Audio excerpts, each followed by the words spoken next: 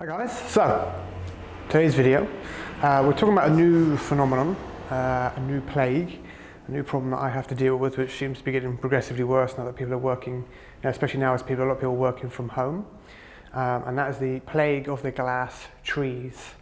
So what do I mean by a glass tree? If you think about a glass tree, it's probably going to be stiff, but very brittle. There's a sort of very specific reason for that, and also a very specific reason as why it makes my job of helping people with lower back issues, or solves the problem of the lower back issues, a lot harder than it needs to be. So again, I'll always say, I've said this for years, I'll always have an easier time getting someone who has a manual, movement-based job, getting a quicker positive result with them versus somebody who sits still in an office, or a home office even worse, for hours on end and barely moves. So why is that a problem, and what can we do to kind of mitigate some of that and give ourselves the best chance possible of building a stronger, robust, more pain-free lower back? So two things we like to think about when we talk about challenges for dealing with lower back problems. One is the idea of bank account. So bank account, really, you can just simplify that as the work capacity your back has before you're going to have a flare-up or have some sort of problem. Now, when you first start rehab, obviously that bank account is very low. And obviously the goal of any rehab program is to build that bank account so that you can do more things that you want to do without negatively affecting the back. So part of that, in terms of managing it like a bank account, is what we call aggravator management, or managing the withdrawals that you tend to make day to day on that bank account that keeps it low and keeps the back sensitive. So when we talk about aggravators or pain triggers, those who are familiar with Stuart McGill's work, I like to categorize them into two sort of classes. One is active, which are generally obvious. So that's if you bend, you'll get a catch, or if you sneeze, you'll get a catch. Getting out of a car slightly wrong, you'll get a catch, because there's an error. Excuse the noise of the road. There's an error with the movement engram, and it's making your back having to kind of step in and do some extra work, which it's not liking. And then the other category, which is a lot harder to deal with, is what we call passive aggravators, or passive pain triggers. So these are a lot more insidious to deal with, a lot harder to be aware of, because they don't always give you like an instant feedback, like a bad movement was. You're not going to get that instant pain. However, they will sit there in the background and they will drain that bank account lower and lower and lower. So what we talk about there really is more like your posture habits, like how you tend to sit. Do you sit at a desk and you're like this for hours on end? Which is obvious. Do you tend to sort of buckle to one side when you sit in a car, or those sort of things for long periods? Again, once you're aware of them, reasonably obvious. Once you know the kind of the rules of the game at your back, and we can find good strategies for that. And again, the other problem they tend to cause as well, if you are slipping into bad postures for long periods, is the idea of muscular inhibition. So again, those familiar with Stuart McGill's work will understand the idea of encountering your aggravators and how much that will shut down your ability or inhibit your ability to control your glutes. And obviously you want strong, stable hips to give to build a nice, strong, stable spine upon. You're going to need good glute control is a must. So again, with the aggravators, it's not just how they drain your bank account, it's how they inhibit the muscles that you need to use to kind of hold yourself upright as well. So on from that, there's kind of a problem that's become more rife now. People are working from home and they're not even having to travel to go into the office, or even do those sociable things that they do at the office, where they might go for a meeting, go for a coffee, go for a catch up at the water fountain, whatever it may be. Generally walk around the office, getting to and from the office, going out to get some lunch and some food and come back again. Now people are working from home. They generally tend to sort of log in at somewhere between 7:30, 8 o'clock in the morning on a single desk, and then probably not move until lunchtime if they're lucky, and they might get 30 minutes, and then they'll just sit back on that same desk and not move the rest of the day until something crazy like 6 or 7 o'clock at night. So all day they haven't really socially interacted with people, which has mental health effects, but more than anything, your movement has gone down drastically compared to when you do go into the office. So what we need to do is obviously be aware of the goal of good rehab when we talk about removing and avoiding aggravators, is not to stop you moving at all, but rather to improve your movement skills, so you move in ways that are more back sparing, and they can help you. You learn to use your hips a bit more, you learn to use your thoracic spine a bit more, and you learn to use your brace and your core, so that you're still moving, you're just doing it in better ways that aren't making such big withdrawals on your bank account, and obviously aggravating your back issues. So what happens with some people is they tend to sort of back themselves into a corner. And there's two sort of ways they can do it. For one, for example, they might be good during the week.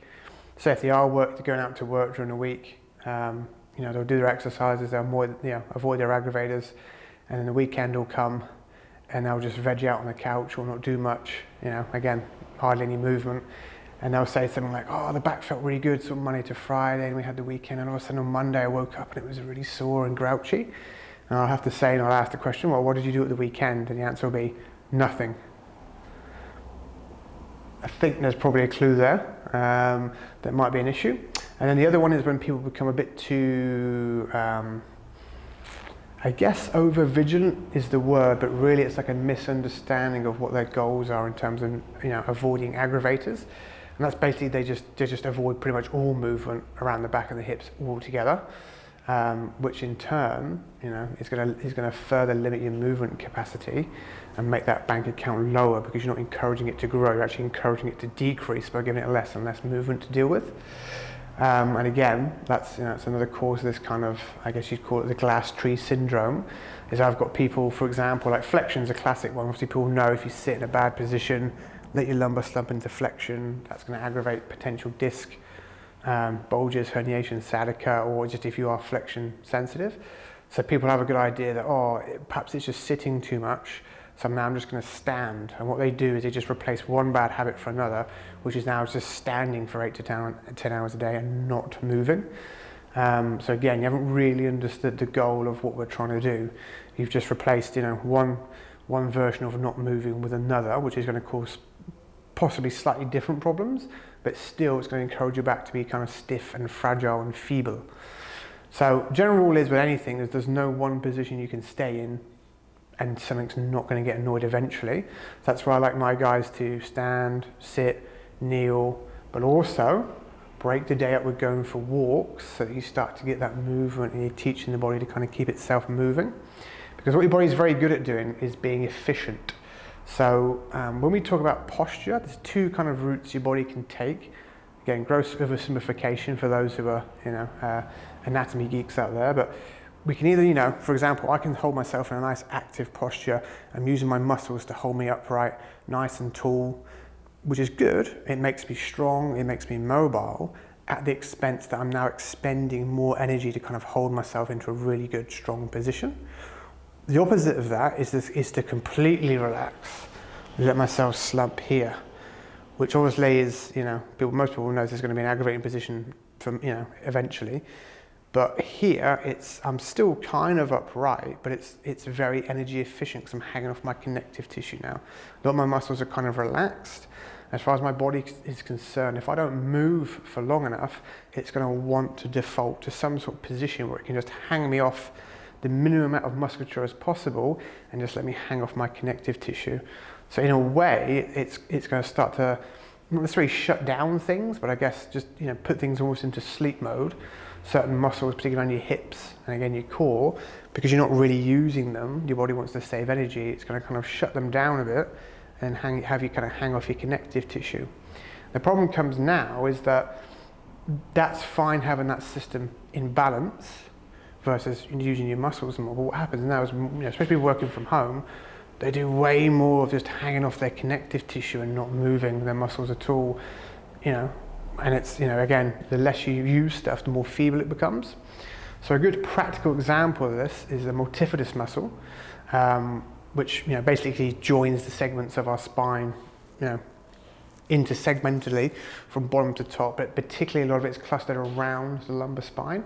So it's very classic for people with back issues to have a very weak, feeble and atrophied multifidus muscle just because of a lack of use. So whether that's just because of general day-to-day habits, they don't use it, or whether it's perhaps they've backed themselves into a corner with back pain, they've now tried to like not to move at all. So again, less movement means more feeble muscles. And again, that's a trade-off with someone, you know, if people get told with back pain just to rest for 6 weeks, if you're just resting for 6 weeks, you're not using your muscles, you might have had strongish muscles before, slightly imbalanced, but I guarantee you after 6 weeks of inactivity, they're going to be a lot more feeble and atrophied than they were before. So now you may have got rid of your immediate pain, but now you've got an even more weak, feeble and brittle spine than when you first began. So again, the trick is good quality movement and as much of it as possible, really. Again, if you do too much too soon, you're going to overcook yourself. But again, the more that we do and the better that you move, the better quality movement skills you learn, that's your best option of having a strong, robust spine, not a deconditioned, feeble, brittle one that, you know, is going to snap in two, you know, as soon as the wind changes direction.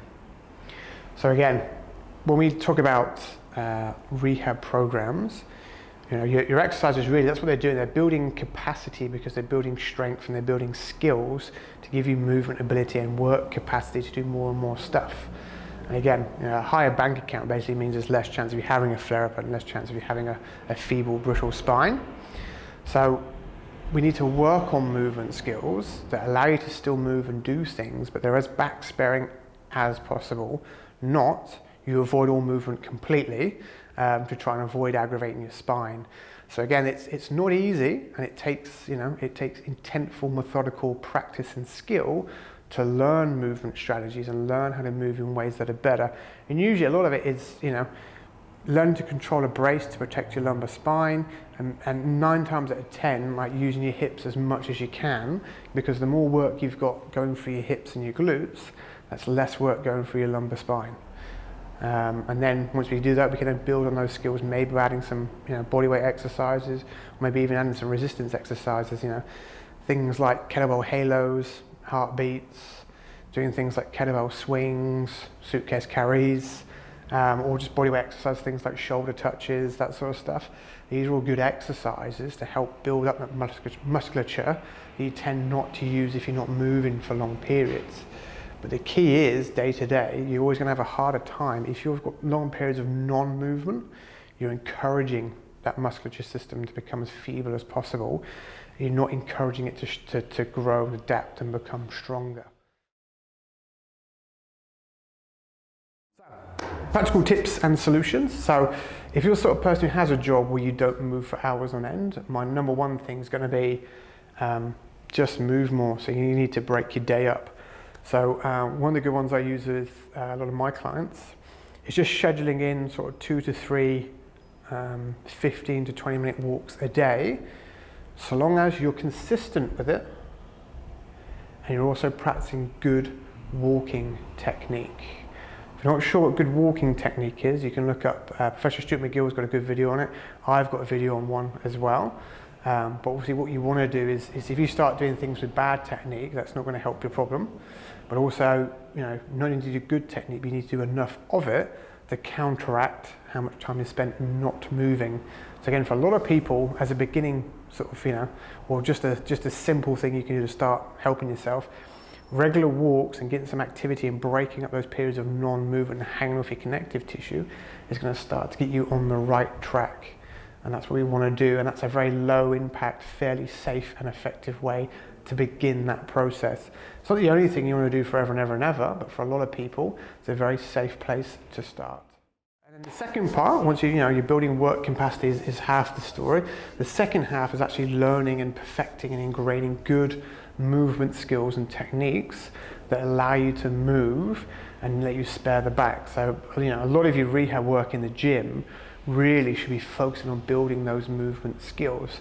So for example, a very useful movement for a lot of people to learn if they have got back issues is what we call like a hip hinge. So there's a few different ways of doing it, but one way is like a Romanian deadlift, which is basically the top half of a deadlift movement. You know, practical uses for this is basically anytime you're going to pick something up from waist to knee height, you can come through your hips and come up again rather than slipping into flexion if flexion is one of your aggravators. So this is useful for, you know, just picking things up around the office. If you work in a workshop, there's lots of things usually around about that height. If you've got young kids, like picking them up Put them into a pram, put them into a car, put them into a crib, on and off a changing table. If you get really good at that movement, again, that's sparing your back, but also you're ingraining a solid movement technique and getting stronger glutes and hips by learning to kind of refine that movement. And another exercise you want to do, again, you want to work on your weaknesses, your components that tend to get weak, so that they're much stronger when you need to use them. If you don't do any movement, or you barely move, you're just encouraging those components to stay weak and feeble, and then when you need to use them, there's not much there, and again, it's just eventually going to default to your back. So you want to carefully, methodically build movement capacity by moving more. So again, regular, scheduled, consistent walks with good technique, just 15 to 20 minutes, 2 to 3 a day is going to help massively for a lot of people. And then any exercises that you do in the gym or rehab wise need to be building movement skills initially. They're going to help give you movement strategies to help spare the back in real life. And you can really start to develop those skills then by loading them with a little bit of weight to again further build your capacity. But again, backing yourself into a corner by doing as little movement as possible is not going to help you. It has to be the path of, rather than just trying to avoid pain by not moving, you have to avoid pain by learning to move better, keep things moving, and that's your way of having a stronger, more robust back, and avoid becoming a glass tree.